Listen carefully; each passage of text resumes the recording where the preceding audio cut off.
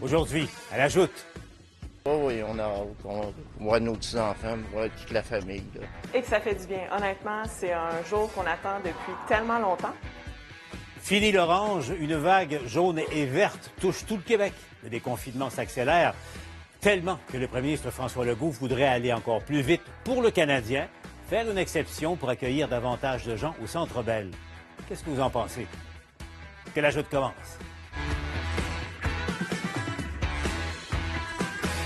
Avec nous pour cette première édition de la semaine de la Joute, vous reconnaissez Marc-André, Mathieu et Emmanuel. Bonjour à vous trois. Bonjour. Bonjour, Paul. Alors, revenons un peu.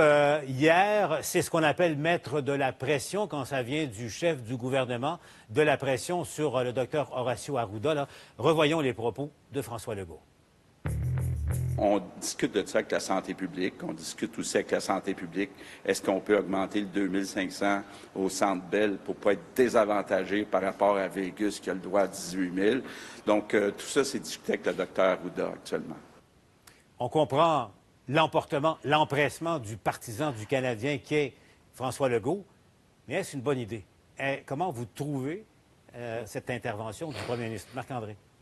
Ben moi, je suis pas surpris. À l'émission mercredi passé, on en parlait, puis je vous avais prédit qu'il allait y avoir plus que 2500 partisans au premier match là, à Montréal. On est en route. Hein? Ça a commencé avec des histoires en fin de semaine. La santé publique a été mandatée pour revoir ça. La pression hier de M. Legault. Donc, je suis vraiment pas surpris. C'est un peu surprenant de voir M. Legault nous dire que il pousse la santé publique quand il nous disait sur certaines mesures que c'était lui qui prenait les décisions finales. Mais je pense que pour le Canadien, même M. Legault a parlé avec Philippe Danault, fait que j'imagine que l'objectif c'était de convaincre, d'augmenter le nombre. Et je pense qu'on a les chiffres, on a les outils. La vaccination va bien au Québec. Fait que je pense que oui, on devrait penser à augmenter le nombre de partisans au Centre Bell. Mathieu? Je suis fondamentalement favorable. Je trouve ça très bien. C'est-à-dire, à un moment donné, on arrive à ce moment... Non, mais on est rendu au moment... Moi qui ne suis pas un partisan enthousiaste de hockey, il arrive un moment où on a vécu là, pendant 1 an et demi. Je pensais à ça aujourd'hui. En fait, je me suis dit, ça fait 1 an et demi qu'on est enfermé. Bon, mais ça prend à un moment donné, c'est une espèce il faut se forcer un peu, il faut se brusquer pour sortir de la psychologie anxiogène permanente. Donc là, si on regarde ça de manière responsable, personne dit de transformer ça en espèce de tombola, mais si on est capable si on est capable de rassembler de manière un tant soit peu raide, on respecte globalement les règles, mais on comprend que la vaccination a progressé, on comprend qu'il y a moyen de faire ça de manière sécuritaire, on regarde ce qui se passe ailleurs, je vois cela de manière tout à fait positive. Emmanuel? Mais voyons donc, je veux dire... Moi, je trouve ça assez rigolo, tout ce débat-là. Là, c'est rendu que c'est plus la science qui dit que les mesures de santé publique, mais c'est la fièvre des séries. Mais c'est jamais été la science. Mais non, mais ça n'a jamais été la science. On faisait semblant. Excellente formule. Au moins, on faisait... La science, c'est très bien. On l'interprète. Ensuite, on tire des décisions politiques à partir des conseils de la science. Bon. Oui, mais on s'est toujours caché derrière ça. Le fond du problème pour M. Legault, c'est qu'à partir du moment où, face au tollé des élèves, des parents, etc., il a fait pression sur la santé publique pour accoucher que les jeunes qui finissent leur secondaire 5 vont pouvoir aller à un bal, aller s'embrasser, sans rapprochement, sans vraie mesure, pas de masque, en way, sous prétexte qu'ils méritent puis qu'ils ont besoin d'un petit spécial.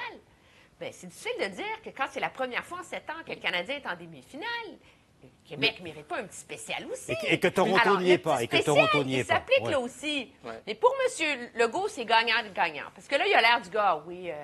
Moi, je veux que moi, j'appuie mon équipe. On va faire tout ce qu'on peut. Ouais. Puis si finalement la santé publique dit non, ben il dira j'ai essayé, j'ai vraiment tout fait, là, mais je pouvais pas. Bon, alors... ben, c'est ça. Mais justement, la question de Mathieu et Marc-André, je vous pose une question qui est toute simple.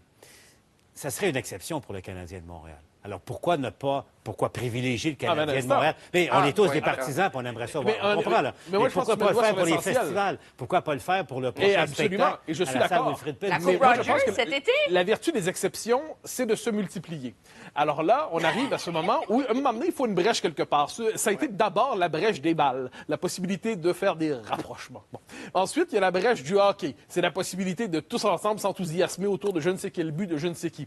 Il y aura la troisième exception. Puis à un moment donné, à force de s'accumuler, on est optimiste. Les corps ne montent pas, manifestement. Les hospitalisations ne se multiplient pas. Les gens on est en train de surmonter la pandémie, mais d'une exception à l'autre, ce qu'on retrouve finalement, c'est que ce ne sera plus des exceptions. Mais c'est pour ça, évidemment que la science, tout le monde tient à la science, tout le monde écoute les conseils de la santé publique. On a compris depuis un bon moment qu'il y a une part d'interprétation politique là-dedans. Si le politique croit qu'il fait confiance Si le premier ministre du Québec pense qu'il a suffisamment confiance dans la situation, au-delà de l'enthousiasme circonstanciel pour les Canadiens de Montréal, est-ce qu'il a assez confiance pour se dire, parfait, c'est un prétexte pour en faire un pas de plus vers la restauration des libertés, tant mieux, franchement, vive le Canadien s'il le faut.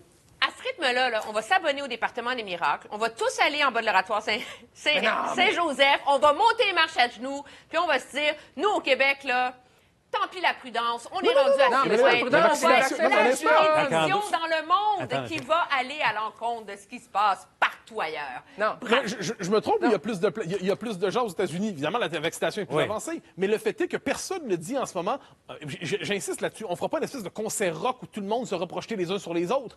Mais est-ce que par ailleurs, il y a une marge qu'on peut franchir? Manifestement, oui. À toi, le premier ministre du Québec qui n'est pas dans les circonstances, c'était pas le plus ardent déconfiniste, François Legault.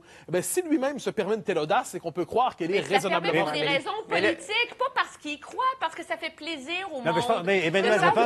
Je pense qu'il y croit. Objectivement, c'est un fan fini du Canadien. Il vient de faire un autre pari avec, cette fois-ci, le gouverneur du Nevada. Là. Mais en même temps, Marc-André, je repose ma question. On comprend tous, là. À Las Vegas, l'arena est plein à craquer. Ça crie, tout ça. Le facteur foule joue et aide le club local. On comprend ça. Mais nous sommes en pandémie. Les gens ont encore des restrictions. Les gens qui veulent aller voir un spectacle, il y a des limites. Il y a des gens qui veulent assister à un spectacle à l'extérieur dans le cadre d'un festival. Il y a une limite à 2500 personnes. Je repose ma question. Pourquoi faire une exception à ce moment-là?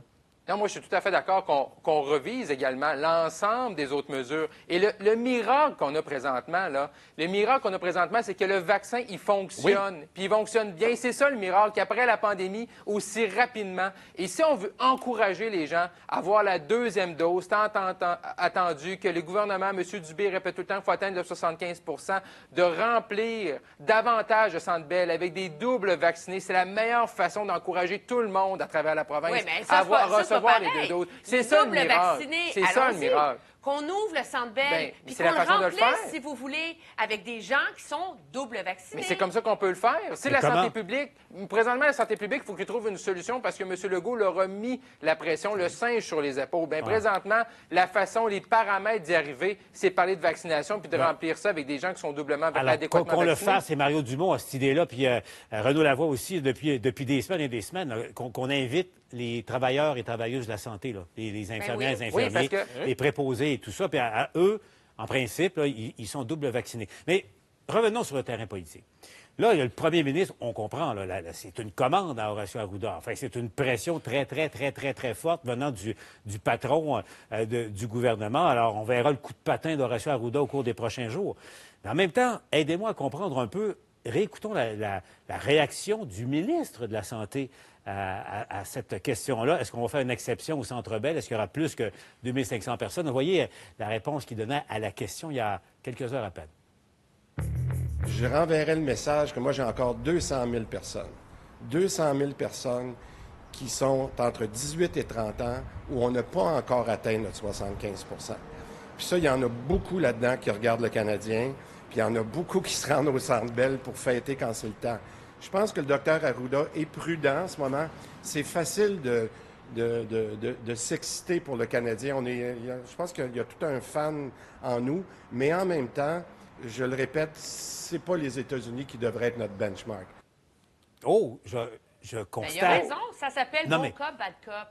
Ah, OK, alors, OK, tu penses qu'il y a une stratégie, c'est M. Legault qui va dans le coin, il travaille sa rondelle, il s'en va dans le coin aller travailler pour le peuple québécois qu'on aille fêter le Canadien. En plus, tu es experte en hockey, Emmanuel, tu m'es pas. Mais non, puis le bad cop, il dit non, mais soyez raisonnables, les amis, les jeunes, ils ne se font pas assez vacciner, il y a encore un risque, à une seule dose. On n'est pas pleinement protégé. C'est vrai beaucoup chez des gens qui ont AstraZeneca. Il y a le variant indien qui est là, mais on ne sait pas s'il est là parce qu'on ne teste pas. Fait qu'à un moment donné, moi, je trouve que c'est une stratégie politique extraordinaire du gouvernement. On se calme un peu sur l'extraordinaire. Tout le monde gagne. Dans les faits, extraordinaire, on se calme un peu. C'est une stratégie peut-être. Dans les faits, on a un premier ministre que moi quand on a eu des élections la dernière fois, j'avais le choix de plusieurs candidats et Horacio Arruda n'y était pas. J'avais le choix de François Legault, Jean-François Lisée, quelqu'un à Québec solidaire et puis Philippe Couillard. Là, dans les circonstances, le premier ministre du Québec, qui, à ce qu'on en sait, a fait une gestion assez réussie de la pandémie jusqu'à présent, tout en sachant qu'elle n'était pas parfaite, mais qui aurait pu, dans les circonstances, faire quelque chose de parfait. Il déconfine de manière prudente. Il a réussi à entraîner les Québécois à suivre les mesures. À un moment donné, le premier ministre marque des étapes symboliques de déconfinement. Parce qu'on va toujours trouver des gens qui passent de la prudence légitime et nécessaire à une forme d'excès de prudence anxiogène qui consiste à dire que tant qu'on ne reviendra pas à une situation semblable à la pré-pandémie, eh bien, il ne faut toujours pas déconfiner. Il y a un moment où il faut un geste politique. Ensuite, que le ministre de la Santé soit une figure qui dise un peu conseil prudence, c'est très bien, ça fait partie de l'éventail de la décision, mais à un moment donné, il faut trancher de manière éclairée, mais qu'il faille chaque semaine, chaque mois, faire des pas de plus dans la restauration des libertés dans un événement aussi symbolique que celui-là, et puis les festivals vont suivre cet été. Moi, je pense que ça va de soi. On est rendu là. Je pense qu'on n'est plus à l'étape de la psychologie anxiogène généralisée. On est rendu à l'étape du retour raisonnable, prudent, mais heureux aux libertés. Oui, alors, seriez-vous d'accord pour imposer le passeport vaccinal? C'est vendredi le prochain match là, à Montréal. Mais une preuve de double vaccination exigée, sinon personne n'entre au Centre Bell. Oui, mais le problème, Paul, c'est que sans le passeport vaccinal, la preuve de double vaccination n'est pas si évidente que ça. Là. Moi, je peux te dire qu'à Sainte-Agathe, dans les Laurentides, c'est une étiquette d'ordinateur. Il est primé 6 Laurentides, Madame, telle date, dose. Je veux dire, n'importe qui a un ordinateur, un enfant de 14 ans, il est capable de se copier ça en allant s'acheter des étiquettes chez Bureau en gros. Oui, mais tu sais, je veux dire, mais si on pense comme ça, Emmanuel, on ne fera plus jamais rien. Puis c'est quoi la fin de la pandémie? C'est ça la question. Tu sais, M. Dubé nous arrive encore, puis il dit encore les 18-29 ans, puis ça prend 75 Parce que le gouvernement, au début, là, c'était pas 75 doublement vaccinés par tranche d'âge. Là, ça fait environ 2-3 semaines qu'on nous parlait de certaines mesures, le retour à l'école. Là, ils ont commencé à dire, ben là, il faut aller chercher les 75 pour chacune des tranches d'âge. Mais c'était pas ça au début. Fait que là, présentement, on a des taux de vaccination dans la première dose extraordinaires. De rapprocher la deuxième dose, ça va super bien. Moi, mes parents au Lac-Saint-Jean, là, ils étaient pour le 5 août. Ils ont reçu à devancer ça pour le 26 juin. C'est extraordinaire. Fait que, tu sais, on dit, ça va bien, la vaccination, les Québécois, ça a bien été, la machine va bien, mais ça prend quelque chose au bout, puis c'est ça qu'on n'a pas présentement. Puis les fameux variants, là, je veux dire, ça, là, c'est, pour monsieur, madame, tout le monde, pour nous, ça ne change rien. Ce qu'il faut dire, c'est qu'il y a toujours un risque qui est là. Ouais. Mais, je veux dire, au moment où on dit que double dose, ça fonctionne, bien, pourquoi on a tout le temps peur? Puis c'est quoi la fin? Parce que dans 5 ans, on va être ici à la Joute, puis il va encore avoir des cas de COVID, probablement. Puis malheureusement, il va y avoir encore la 12e vague. Le but, c'est qu'on se magasine pas. Oui, mais attention, en toute rigueur, là, parce que c'est important. Les Britanniques pensaient avoir gagné la bataille contre la COVID. Le plan de déconfinement de Boris Johnson était clair et tout ça, parce qu'ils avaient de l'avance. Il faut dire qu'ils avaient gardé AstraZeneca pour eux, là, mais ils avaient de l'avance. Mais là, vous avez vu, là, ils reportent d'un mois au moins, le plan de déconfinement. Pourquoi? Parce qu'il y a le fameux variant, Marc-André. Il y a le variant Delta qui gagne du terrain au Royaume-Uni. C'est moins mortel que la première et la deuxième vague, mais c'est contagieux. C'est contagieux et c'est dangereux.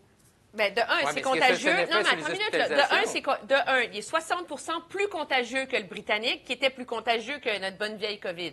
Numéro 2, les vaccins en première dose sont efficaces à 30 seulement contre ce variant-là, OK? Fait que c'est pas comme les autres.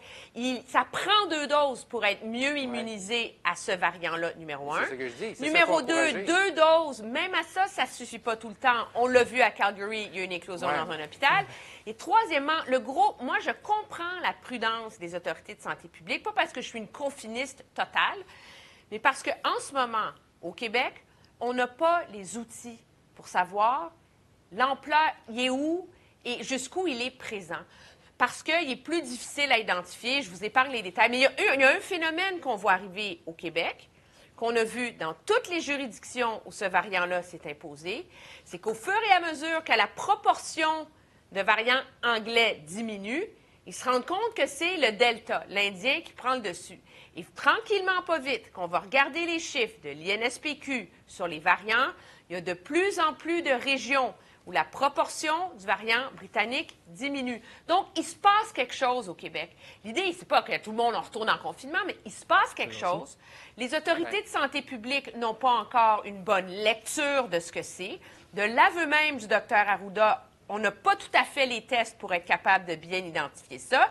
Et donc, moi, je pense que ça plaide en faveur d'une certaine prudence de dire, écoutez, on déconfine bien, les restaurants sont ouverts, le monde peut se voir à la maison, tu sais, les enfants peuvent jouer du sport, ils vont aller au camp de vacances, on va avoir un bel été, là. On peut-tu juste comme profiter de ça, le temps qu'on soit équipé pour gérer les nouveaux inconnus qui se pointent à nous et qui, en ce moment, sont comme une épée de Damoclès. La clé, évidemment... Cette prudence-là, elle est justifiée, je crois. Et la clé, évidemment, c'est la vaccination. Là. Le Québec a gagné la course de la première dose. Maintenant, la course, elle se poursuit encore. C'est l'autre étape de la deuxième dose. Si vous voulez, avant d'aller à vous, on sent là, que le ministre de la Santé est un petit peu préoccupé, justement, par le variant Delta qui risque d'entrer et, bon, la deuxième dose qui ne sera pas terminée avant, Dieu sait quand, mais au plus tard, à la fin août. Là. Écoutons-le, puis je vais à vous ensuite. Je vous le dis, là, on a en ce moment 75 des cas et plus qu'on a, c'est parce que les gens ne sont pas vaccinés. Alors, il faut se protéger et il faut s'assurer que si le variant devenait encore plus présent durant l'été et à l'automne, bien que ces gens-là qui ne sont pas vaccinés encore aient pris la chance de le faire. Alors, le variant est vraiment la raison pour laquelle on devrait accélérer la vaccination. Donc, Mathieu, le variant et la deuxième dose. Oui, et la deuxième dose. Mais moi, la question de la vaccination, ça va de soi. Je dirais, y a-t-il encore des gens qui, à part l'espèce de noyau résiduel d'antivax étrange, est-ce qu'il y a quelqu'un ici qui n'espère pas sincèrement avoir sa deuxième dose le plus vite possible? Donc, dans la population, je crois que le message est passé depuis un bon moment. Le message est passé. Quand les deuxièmes doses ouvrent, il faut s'y projeter, il faut s'y jeter. Donc, on a tous compris que c'est ça l'étape à franchir. Mais une fois qu'on aura franchi l'étape de la deuxième dose, est-ce qu'on va avoir, et moi, c'est ça qui m'inquiète, c'est pour ça que là-dessus, je pense qu'il y a une décision politique qui compte, c'est qu'une fois qu'on aura franchi la deuxième dose, je crois qu'il va demeurer un discours de gens qui vont nous dire, oui, mais peut-être que quand même, il faut quand même... À un moment donné, il faut simplement accepter que si on a réussi à traverser cette épreuve, si l'ensemble des données qu'on a nous disent qu'on est sorti de la pandémie, ce qui ne veut pas dire qu'il n'y a pas un restant de crise résiduel, mais résiduel. Si on est sorti de la pandémie, il doit y avoir des conséquences sociales, politiques, économiques, administratives et juridiques à cette sortie de la pandémie. Donc, je pense que c'est ça qui se joue en ce moment. Mais quant à la deuxième dose, il va de soi que quelqu'un de minimalement éclairé guette son ordinateur pour s'y projeter dès que c'est ouvert. Oui, mais non, mais tu sais, puis présentement, ça va bien. Fait qu'il faut juste reconnaître ça. Tu sais, tous les efforts qu'on a faits, qu'on était une des seules nations avec un couvre-feu, ça a bien été, ça a fonctionné. Là, présentement, on a des bons chiffres. Fait que c'est pour ça que je pense qu'on mérite ça, tout en gardant la prudence. Et si cet automne, il y a quelque chose qui pointe, bien, on réagira à ce moment-là. Mais tu sais, on ne pourra pas présentement continuer à imposer les limites parce qu'après, tu sais, même le palier vert, c'est pas la vie normale. Fait que qu'est-ce qu'il y aura après le palier vert? On ne le sait pas encore, mais il faut falloir arriver à quelque chose. Mais si cet automne, il y a un problème puis une quatrième vague, bon, il fera face à ce moment-là. Puis au moins, bien, les Québécois, on aura soufflé un peu cet été. Puis après ça, bon, on repartira à la guerre s'il faut partir à la guerre, tu sais. Le problème, c'est qu'on souffle, là. On est tous allés au restaurant. On a vu des proches, enfin, en personne. On souffle, là. La vie souffle. Ça va mieux. Tout le monde sort. L'enjeu, c'est est-ce qu'on va encore plus vite? Est-ce qu'on va prendre le risque de mettre la charrue avant les bœufs? Parce que les deux, vous dites, les cas diminuent, les gens sont vaccinés. Oui, mais il y a une tranche d'âge où les gens ne sont pas vaccinés. OK? Alors ça fait une partie du problème auquel la santé publique est confrontée. Et de deux, bien, la deuxième dose, la bataille de la deuxième dose, si on veut l'appeler comme ça, elle n'est pas encore gagnée.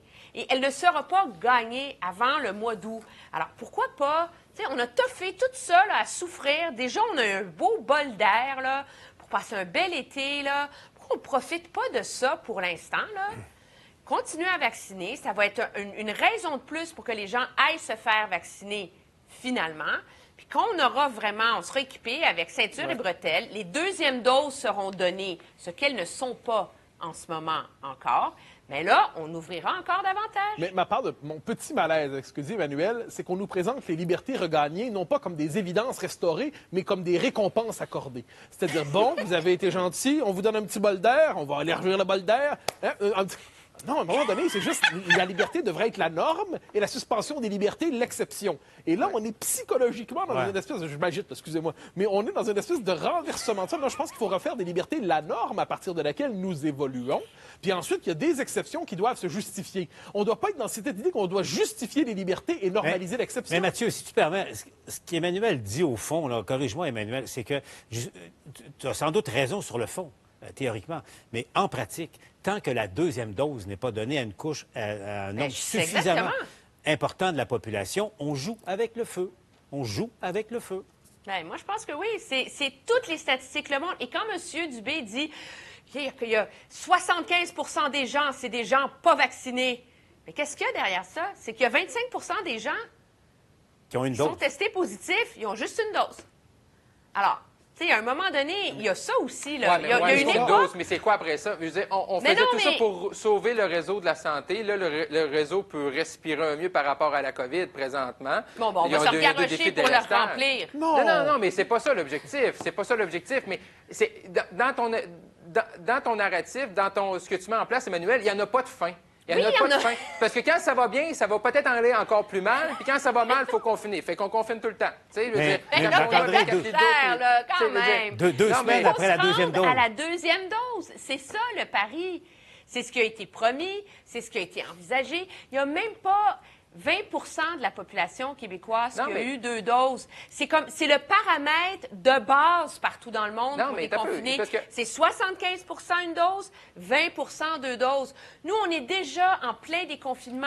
On le célèbre, ça va bien, puis on n'a même pas rempli ce palier-là. Alors, pendant combien de temps on va prendre des risques supplémentaires sous prétexte d'aller encourager le Canadien, parce que tout le monde est excité? C'est pas un risque, mais c'est de là la discussion. Je veux dire, Mathieu puis moi, là, on n'est pas en train de dire qu'il faut faire un party puis s'embrasser, là, un rave puis s'embrasser de minuit à midi. C'est pas ça qu'on dit. Je veux dire qu'on est capable, avec la situation actuelle... Remarque, si le Canadien gagne la Coupe, je serais curieux de voir. On s'en va s'embrasser sur Sainte-Catherine, ça c'est sûr. Mais non, on va aller faire une émeute à Sainte-Catherine si on gagne la Coupe. Non. Ouais, ils nous en retiendront voir si on gagne la Coupe. Mais je veux dire, je pense que Mathieu puis moi, ce qu'on veut dire, c'est qu'il y a façon dans certains secteurs d'activité présentement où ce qu'on pourrait un petit peu plus large. Et là, la question de dépense, c'est savoir avec le Canadien, est-ce qu'ils peuvent être plus que 2500 dans un auditorium amphithéâtre de 22 000? La réponse, je pense qu'elle est oui. Puis je pense que la santé publique peut arriver à ça. Mais on n'est pas en train de dire non plus. On a retrouvé les terrasses et certaines choses. Mais on n'est pas en train de dire non plus qu'il faut tout le monde se regrouper dans un aréna puis s'embrasser. Mais je pense qu'on peut faire des choses. Mais je rebondis juste un instant. Il y a quelques semaines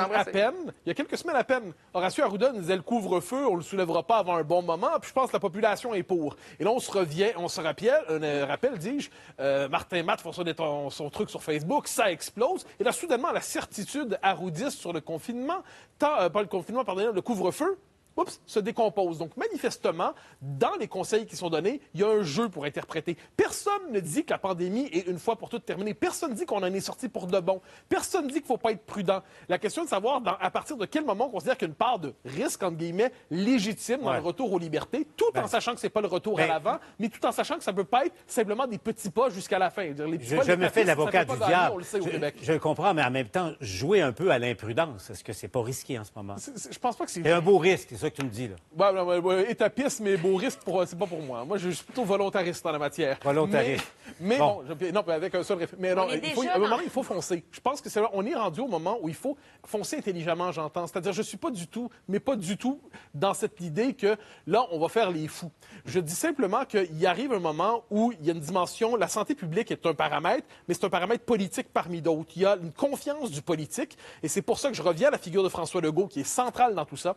Si le premier ministre du Québec, qui est quand même pas assez zouf pour se dire, on va risquer un retour de la pandémie pour être capable d'encourager les glorieux, il est pas assez fou pour ça, François Legault. C'est pas un bozo, c'est pas un tarlat, c'est pas un nono, c'est pas un niaiseux. François Legault est une figure éclairée dans tout ça. S'il se donne, s'il a ce sentiment de confiance, qu'on est capable de faire ce pas-là, on doit supposer que de son point de vue, qui n'est pas celui d'un homme qui veut qu'on retourne enfermé, confiné, il y a peut-être quelque chose d'éclairé dans sa proposition. Je vous signale, demain, on vient d'annoncer un point de presse, 13h, du ministre de la Santé avec Daniel Paré, qui est en charge de la vaccination. Donc, il sera abondamment question, bien sûr, de la deuxième dose. Il y a le défi chez les jeunes. Il y a également l'approvisionnement là, pour accélérer le fonctionnement de la prise de nouveaux rendez-vous aussi, qui était, pour certaines gens, parfois, ça a été un petit peu compliqué en fin de semaine. Donc, demain, ils vont faire le point là-dessus. Ne bougez pas, je sens à distance votre enthousiasme. On va poursuivre le débat dans un instant à la joute. Entre-temps, allons retrouver le camarade de Pierre au 17h. Pierre, il y a de l'action à la joute aujourd'hui. Vraiment, quand on parle de hockey, là, toutes les passions sont... COVID et hockey, hein, on dirait, quel mélange. Ça va ensemble, vraiment. On a une série de reportages, Paul, cette semaine sur cette fièvre. Le marché immobilier est en pleine effervescence, bien sûr. Je ne sais pas si vous avez cherché une maison par les temps qui courent, mais tous ceux qui le font sont très déçus. D'abord, quand on entend des commentaires comme on va choisir la moins pire, c'est qu'on arrive toujours en retard pour avoir notre premier choix ou la maison de rêve. Il y en a même qui ont vendu leur propriété, qui se retrouvent maintenant un peu le bec à l'eau, qui n'en trouvent pas d'autres propriétés. Alors, si bien qu'ils ont entreposé les meubles, loué un condo, sont en train de, ce qu'on appelle chez nous, manger le capital, parce que ça coûte plus cher vivre en condo que de vivre dans la première maison. C'est un mal de tête pour plusieurs. C'est vraiment ce qu'on appelle un marché... De vendeurs, exactement. Exact. Merci Pierre. On vous retrouve au TVA à 17h. Bougez pas dans un instant. Joe Biden, à l'issue du sommet de l'OTAN, prévient Vladimir Poutine qui va établir des balises, tracer des lignes dans le sable que le président russe ne devra plus franchir. Et tout de suite après, on va joindre entre autres Michel Bergeron de TVA Sport, le Tigre, avec nous pour poursuivre la discussion sur le Canadien à la joute. Ça commence par un petit geste. Mais même les plus petits gestes peuvent créer une vague.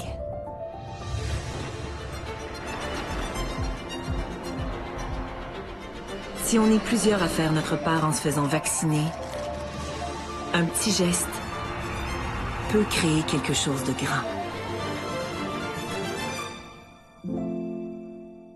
On peut tous aider à y arriver en se faisant vacciner. Un message du gouvernement du Canada. Beaucoup de choses dans le monde sont fausses. Votre nourriture ne devrait pas en faire partie. Les ailes de poulet Pinty's Man Cave. De la bouffe authentique pour les vraies personnes. Un goût authentique savoureux. Pinty's Man Cave. Les gélules à action rapide Tylenol sont scientifiquement conçues pour libérer rapidement le médicament et soulager efficacement la douleur. Tylenol, action rapide, soulagement rapide. Cet été, on sort de la maison. On a un grand terrain de jeu.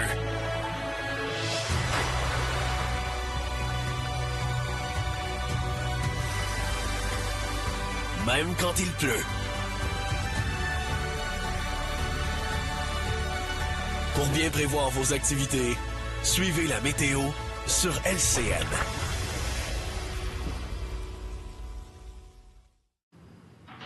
Qu'est-ce que c'est ça? Moi, je vois rien. Moi non plus. Ah, c'était juste des ratons dans le compost.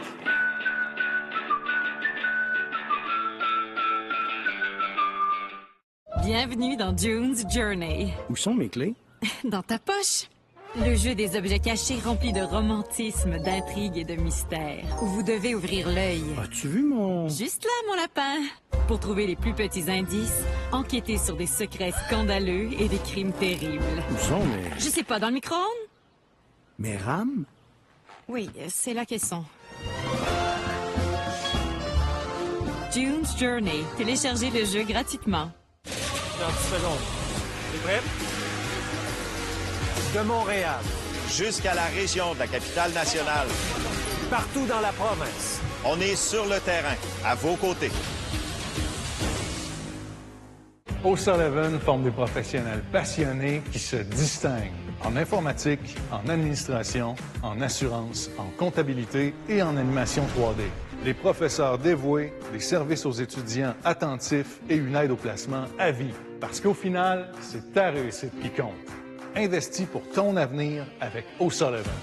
Viens en apprendre plus sur o'sullivan-québec.qc.ca, Facebook et Instagram. O'Sullivan, it works. Dans ça? Ça fait longtemps. Ça fait 20 ans. 21 en fait, mais qui tient le compte? Tu sais pas comment draguer, c'est ça? Pas trop, non. Qu'est-ce Qu'est-ce que tu serais prêt à risquer pour moi? Absolument tout. Si c'était la dernière fois qu'on se voyait. Ne fais pas ça, je t'en supplie. Dawson! Coup de cœur pour une seconde chance. Jeudi, 19h30. Lorsque vous magasinez sur Wayfair.ca, vous obtenez bien plus que la livraison gratuite. Trouvez des meubles et de la déco à bas prix pour toute la maison. Magasinez quand vous le voulez. Où que vous soyez, profitez d'un service de livraison fiable et professionnel et dénichez des trouvailles de tous les styles et pour tous les budgets. Obtenez la livraison rapide et gratuite sur des milliers d'articles et créez une maison à votre image. Magasinez dès maintenant et trouvez tout ce qu'il vous faut sur Wayfair.ca. Vous regardez LCN. Il y a de la diplomatie active et importante qui se joue depuis quelques jours. Il y avait le sommet du G7 au Royaume-Uni, là, la rencontre de l'OTAN qui vient de se terminer en Belgique. Les enjeux sont considérables et on le voit, le repositionnement de la politique américaine, c'est pas banal. Marc-André, le président Biden, donc évidemment, le style étant tellement différent de celui de son prédécesseur, mais au fond, s'évertue à tenter de réparer les pots cassés par Trump avec les alliés partout sur la planète. Oui, on le vu en fin de semaine. Ça a commencé avec le G7, où on voyait vraiment que M. Biden rebrassait un peu les cartes par rapport à la diplomatie américaine. C'est quand même intéressant de voir que même si M. Biden était du côté du G7, ben, l'ensemble des questions et l'ensemble des sujets qui lui ont été posés en point de presse hier en matinée, c'était surtout sur sa rencontre à venir plus tard cette semaine avec le président russe. Et là, autant de part et d'autre, autant du côté du président russe qui a dit que les attentes étaient basses. M. Biden a également confirmé la chose. Donc, vraiment, c'est le point culminant de sa semaine diplomatique à M. Biden, sera vraiment cette rencontre-là. Et de voir comment M. Biden a eu des propos qui ont été durs envers M. Poutine. Là, ça va de voir si vraiment il va être capable d'avoir la même franchise entre quatre yeux devant lui. Passer de la parole aux actes. Mais avant d'aller au sommet, enfin au face-à-face Poutine-Biden, Mathieu, comment tu trouves la performance de M. Biden, là, parce que c'est son premier voyage à l'étranger? Bien, ça dépend l'angle à partir duquel on regarde ça. C'est-à-dire, est-ce que c'est un retour à la diplomatie américaine plus classique? Il n'y a pas de doute là-dessus. Si on juge que c'est une bonne chose, alors oui, c'est une réussite d'une politique plus apaisée. Cela dit, moi, ce qui m'inquiète, et ça, je devine que je ne ferai pas nécessairement consensus, mais il y a quelque chose aux États-Unis, moi, qui m'inquiète, c'est ce désir de ce que j'appelle le désir de la psychologie de la guerre froide. Comme, moi, j'ai aucune sympathie, on s'entend, pour Vladimir Poutine, la question n'est pas là, mais ce désir de voir toujours dans les Russes l'autre puissance, le grand méchant contre lequel on doit se positionner. On n'est plus exactement à l'époque de la guerre froide. Donc, moi, quand les Américains décident de dire on va faire l'alliance, puis on va défendre l'Ukraine s'il le faut, puis l'alliance des démocraties contre la Russie, comme si on était au temps de Staline ou de Brejnev ou qu'en sais-je, je trouve qu'il y a là-dedans une forme d'arrogance américaine. Donc, j'espère de la part des États-Unis, bon, il y a un style plus calme chez M. Biden, j'espère néanmoins une forme de modestie en la matière. Nous ne sommes plus à l'ère de l'Amérique protectrice universelle de la démocratie et des libertés. Une certaine modestie ne ferait pas de mal à notre voisin du Sud. Mais en même temps, on constate que Poutine a totalement profité de la faiblesse de Trump par rapport aux Russes. Emmanuel, on pense à l'Ukraine, à la Crimée et autres exemples partout sur la planète. Et ça, je comprends bien, Joe Biden promet de dire à Poutine le mercredi, c'est terminé, voici la ligne que vous ne devez plus franchir. Et on se rappellera qu'Obama avait une ligne rouge sur la Crimée. Je veux dire, le problème de la Crimée, de l'Ukraine, c'est qu'on parle de ligne rouge, on a des limites, mais la limite, elle est très simple. Est-ce que les pays de l'OTAN sont prêts à intervenir militairement contre la Russie? Et la réponse, c'est non, donc ça règle le problème. Et ça, Vladimir Poutine le sait et ça finit par régler une partie du sort de l'Ukraine. Moi, ce que je trouve intéressant dans cette première grande semaine diplomatique là, internationale de Joe Biden, c'est oui, c'est son premier voyage comme président, mais il a été vice-président, il a parcouru la planète. C'est un habitué de ce genre de rencontre-là. Donc, il n'y avait pas de courbe d'apprentissage à faire, mais autant est-ce que ses alliés l'ont accueilli à bras ouverts, avec des sourires, on ressoude les alliances, c'est super. C'est pas comme s'il a eu une partie facile non plus. Il n'a pas réussi à atteindre tous ses objectifs jusqu'ici. Et le dossier le plus éclatant à ce sujet-là, c'est quand même le dossier de la Chine. M. Biden est arrivé au G7 en voulant vraiment envoyer un signal très fort contre la Chine sur la question des Ouïghours. Les États-Unis auraient voulu une résolution formelle du G7 comme quoi on n'achèterait plus de produits qui sont faits avec des travaux forcés, etc., etc. Et la réalité, c'est qu'il n'a pas, c'est que ses collègues du G7 l'ont pas suivi à ce chapitre-là.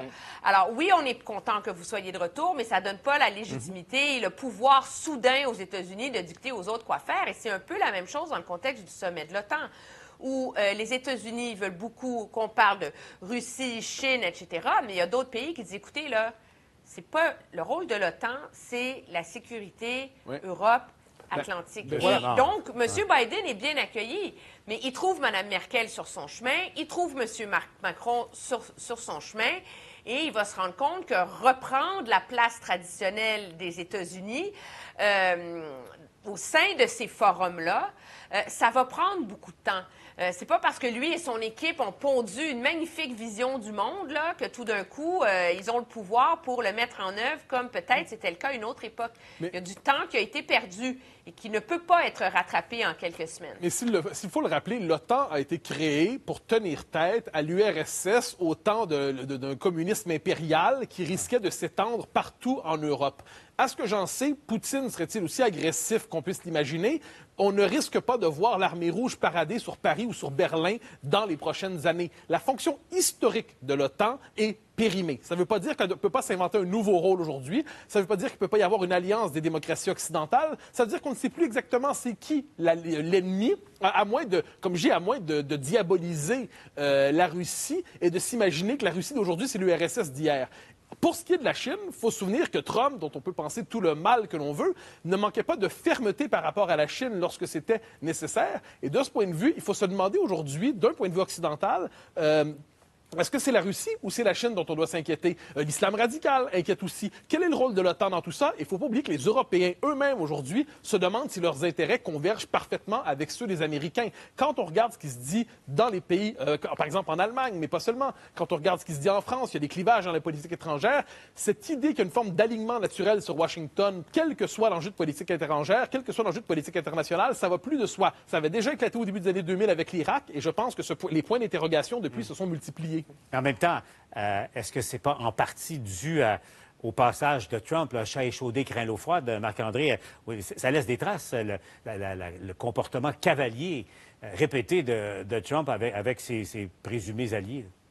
Oui, mais c'est certain. Mais je pense pas que M. Trump ait été frappé pour 1000 dans ses relations diplomatiques. Loin de là. Cependant, je veux dire, même si tu enlèves M. Trump de là du jour au lendemain, puis tu mets M. Biden suite à l'élection, et dans les premières semaines, ils ne sont pas obligés tous, comme Emmanuel disait, ils ne sont pas obligés de tous.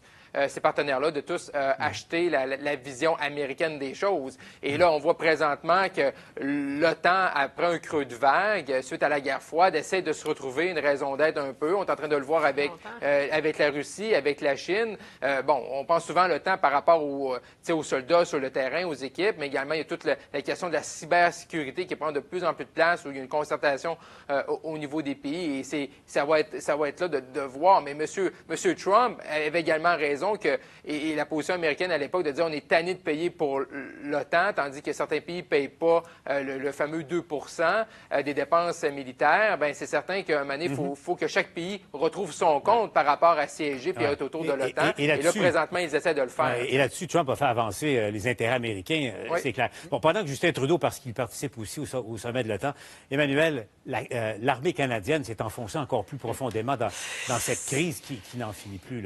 Là, pour ceux et celles qui joignent à nous, je vous le rappelle, c'est le numéro 2 chef d'état-major des Forces armées canadiennes, qui a été Mike Rouleau, forcé de démissionner. Manuel, il est allé jouer au golf. Non, mais je veux dire, Paul, il est allé jouer au golf avec Jonathan Vance, qui est l'objet d'une enquête. Ça ne s'invente pas. Alors, le numéro 2 de l'armée, le numéro 1 de la marine, eux autres, ils trouvent que c'est une vraiment bonne idée en ce moment d'aller se faire un petit 18 trous, tu sais. Avec qui? Avec leur ancien boss, qui lui est accusé d'inconduite sexuelle assez sérieuse. Puis le pire là-dedans, c'est que notre ami Mike Rouleau, de par son poste, a un pouvoir d'ingérence dans les enquêtes militaires. Donc, il a le droit de se mêler des enquêtes militaires. Alors là, voyez pas ce qu'il y avait de mal.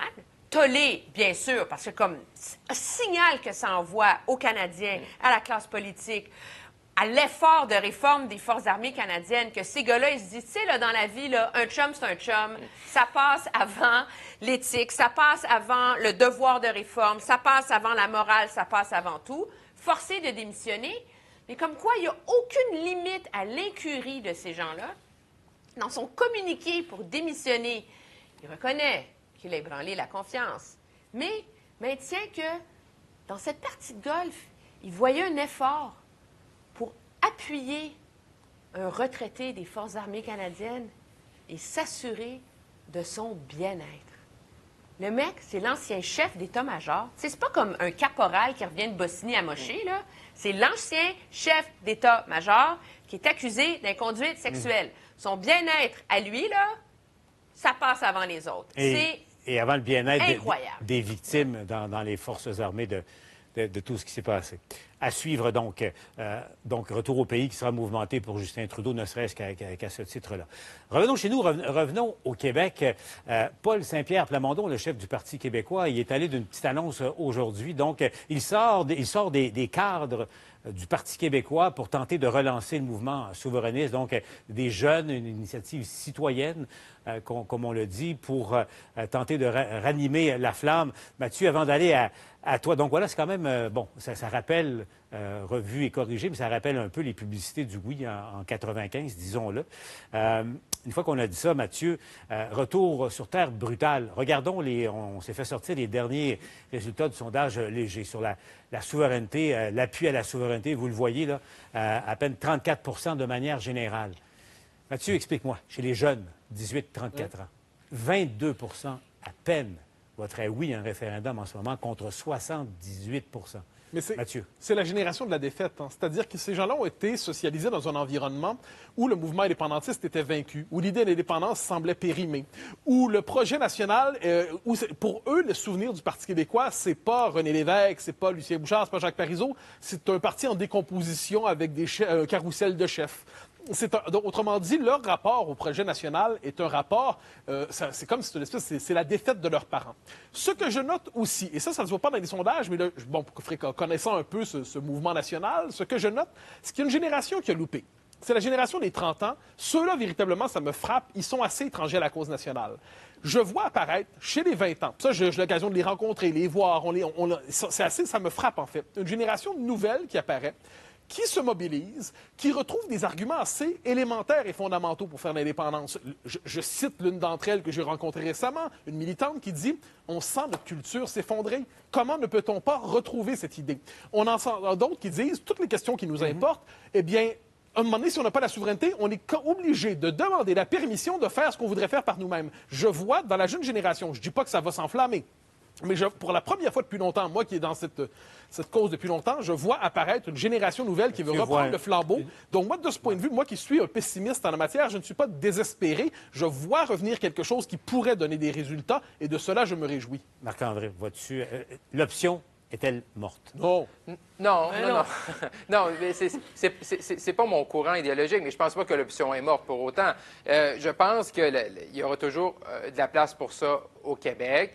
Moi, j'aimais bien l'adage de Bernard Landry qui disait « La souveraineté, c'est ni à gauche ni à droite. La souveraineté est devant. » Et trop souvent, je pense qu'on a amené l'idée de la souveraineté du Québec, l'option souverainiste, vers une tangente de gauche, plus. Ça fait en sorte que des gens qui seraient plus à droite ne se reconnaissent pas, des gens plus au centre un peu. Et c'est ça, je pense, que le grand défi du Parti québécois. C'est comment tu peux présenter la souveraineté du Québec comme un projet mobilisateur, mais en même temps, ça te prend des idées pour remporter l'élection. Et là, tu as un parti qui est plus à gauche du spectre électoral politique. Donc, à partir de ce moment-là, il y a des gens, peut-être qui pourraient être intéressés par l'idée d'un pays, qu'on va voir les débats ou comment ça va se terminer sur le dossier de la langue, sur le dossier de la laïcité, et on va voir comment ça va se finir avec les processus judiciaires. Et peut-être qu'ils pourraient dire « je suis intéressé », mais est-ce qu'ils vont se reconnaître dans le Parti québécois qui propose la souveraineté?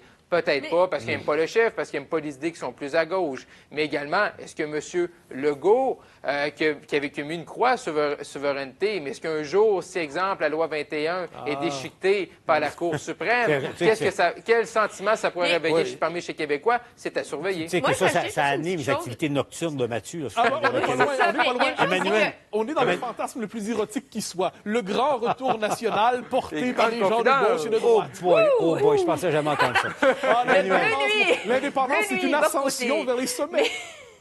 Moi, je remarque un truc dans cette initiative de jeunes militants, c'est que je me rappelle pas dernièrement d'avoir vu parler de souveraineté avec des images, un message aussi beau, aussi joli, aussi inspirant. Ça donne le goût de rêver.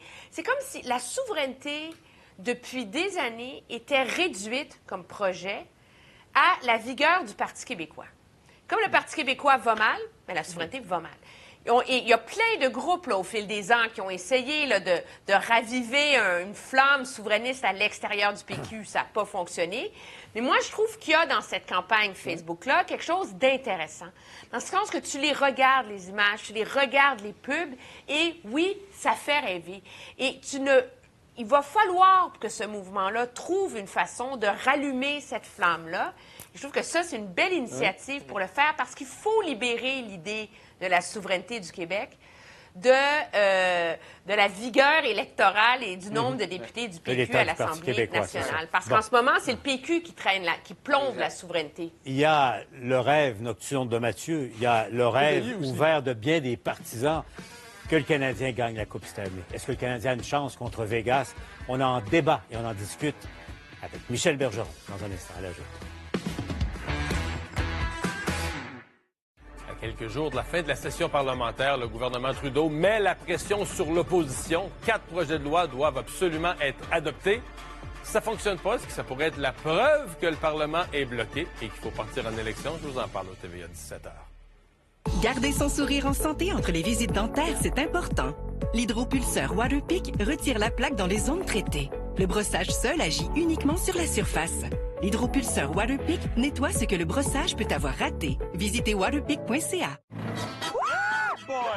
Qu'est-ce qui reste de ce gars de party-là, tu sais? Il reste un foie. Des reflux gastriques. Des reflux gastriques? C'est normal que j'ai envie de te donner 20$, là. Là, je travaille puis ça monte à 100 par 200. Allô, Lorem? Ça commence d'être aux premières loges d'un projet d'aussi grande envergure pour notre Montréal. Je suis comme fier de ça. Je mets ça dans mon CV. Sucré-salé, ce soir, 18h30. Est-ce que t'aimes cette mouture plus sérieuse de sucré-salé? J'ai faim. Une présentation de Lesters et de Campagnolo de Saint-Méthode. Avez-vous ce qu'il faut pour jouer à June's Journey? Ce jeu d'objets cachés rempli d'intrigues et de mystères. Vous devriez bien regarder ce qui vous entoure et avoir un œil de lynx pour trouver les plus petits indices. June's Journey. Téléchargez le jeu gratuitement. Quand les grandes décisions sont annoncées, c'est à LCN que vous la prenez. Ça commence dans 2 heures. La nouvelle en temps réel. Et les meilleurs analystes pour vous l'expliquer. Pour rester informé, LCN. Pour prouver que nos clients sont vraiment satisfaits, nous leur avons fait passer un détecteur de mensonges. C'est-tu vrai, ça? Tarek, êtes-vous un vrai client du Proprio? Oui. Et vous avez utilisé tous leurs outils et leurs services? Il n'y en a pas un que j'ai pas utilisé. Du Proprio offrait des services d'évaluation, des notaires, des outils en ligne. Diriez-vous que du Proprio est bon pour la santé? Surtout la santé financière. Vous ne seriez pas payé un gym avec l'argent de la commission? Non. OK, peut-être. Du Proprio, vous serez vendu. Wow. Ce soir. Mais d'avoir gardé le cachet original à la maison, ça fait une grosse différence. Ça augmente vraiment beaucoup la valeur. C'est vraiment beau. Je vois des cœurs sortir. Et je vois des dollars aussi. Le plancher est vraiment super. C'est joli, ouais, pas ça souvent. Combien vaut cette maison? Il y a un gros potentiel. Vous remarquez le voisin ici? Ouais. Ce soir, 21h, à TVA. Du nouveau chez Dairy Queen. Découvrez l'irrésistible combinaison des biscuits chocolatés à la menthe et de notre fameuse molle Dairy Queen. Voici le délicieux blizzard aux biscuits chocolatés à la menthe des guides. Seulement chez Dairy Queen. Le goût du bonheur. Victime de malaise, retrouvée inconsciente, pupille contractée, fréquence respiratoire à 5. Sûrement une overdose d'opiacés. Mon sac! Wow. Il est où mon sac? S'il vous plaît! Le bébé ne réagit pas du tout au traitement. Y a rien qui marche? Au contraire, ça ne fait qu'aggraver son état. On pourrait essayer la méthode Kangoo? Je vais le faire. Hélène. Je peux pas regarder souffrir ce bébé sans lever le petit doigt. Et si c'était l'univers qui nous avait réunis? Hélène. Et si Zora était le bébé dont je rêve depuis si longtemps? Hôpital New Amsterdam, demain 20h.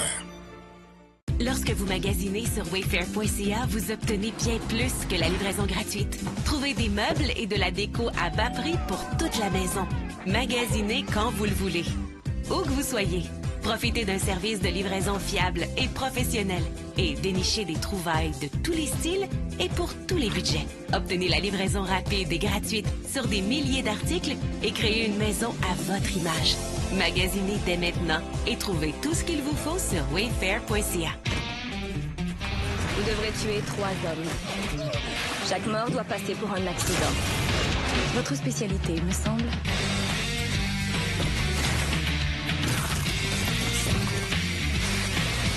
Bang, t'es mort. Ils ne me verront pas venir. Tu sais c'est quoi ton problème? Tu peux pas t'empêcher de jouer les héros. C'est ton point faible. Coup de gueule pour le mécano, la résurrection, vendredi 20h.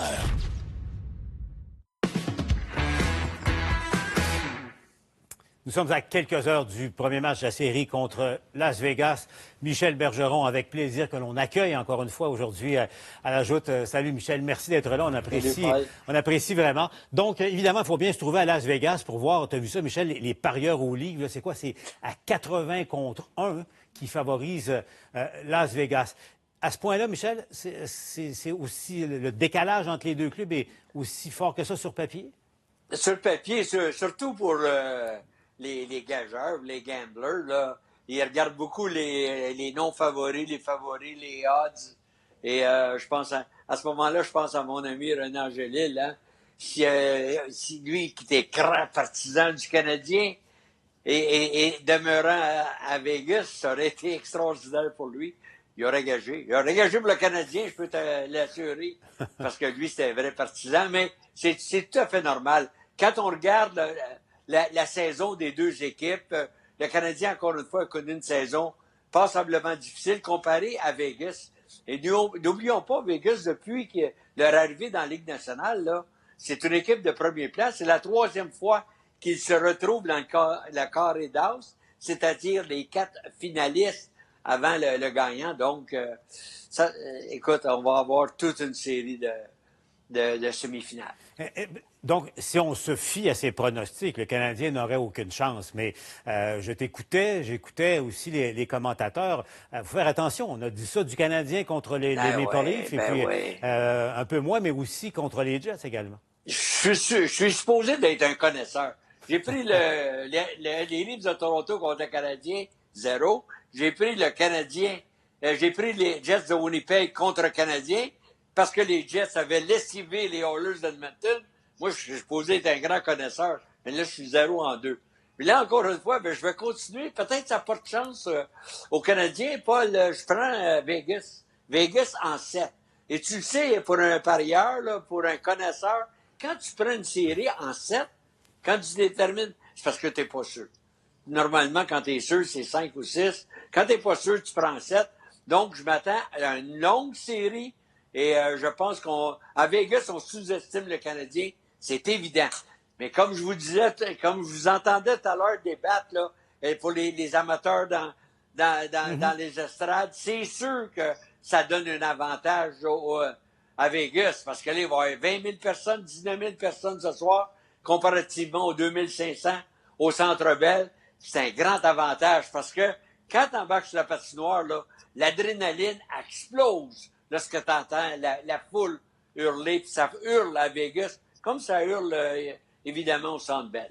Michel, bon, évidemment, toi qui as dirigé pendant plusieurs années dans la Ligue nationale, quand tu arrives à ce niveau-là de jeu et que tu sais, bon, il y a la foule qui va être hostile, en tout cas, qui prend pour l'autre équipe, c'est l'évidence même, mais il y a aussi l'impression générale que l'autre équipe est meilleure. Quand tu es instructeur, comment on prépare le club dans ces circonstances-là? Bien, tu prépares ton équipe en fonction de tes atouts, de tes succès.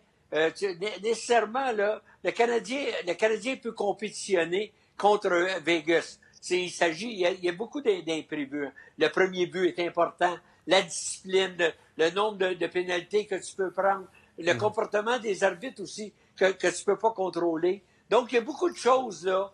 Mais il y a une chose qui est sûre, Paul, c'est que, rendu là, tu sais, j'entends depuis quelques jours dire, les athlètes le disent, c'est un match comme les autres. Je prends ça comme, hey, minute, là. C'est pas un match comme le 22 février quand tu joues contre l'Arizona. Là, maintenant, là, tout est proche. Ta famille t'appelle. C'est au Centre Bell. Il y avait ils t'appelleraient normalement pour avoir des billets. Mais là, ils t'appellent pour te souhaiter bonne chance, pour dire, souviens-toi, tu as gagné un championnat en telle année avec telle équipe. Donc, puis la nervosité. Il y a des joueurs qui sont plus nerveux que d'autres. Il y a des coachs aussi, Paul.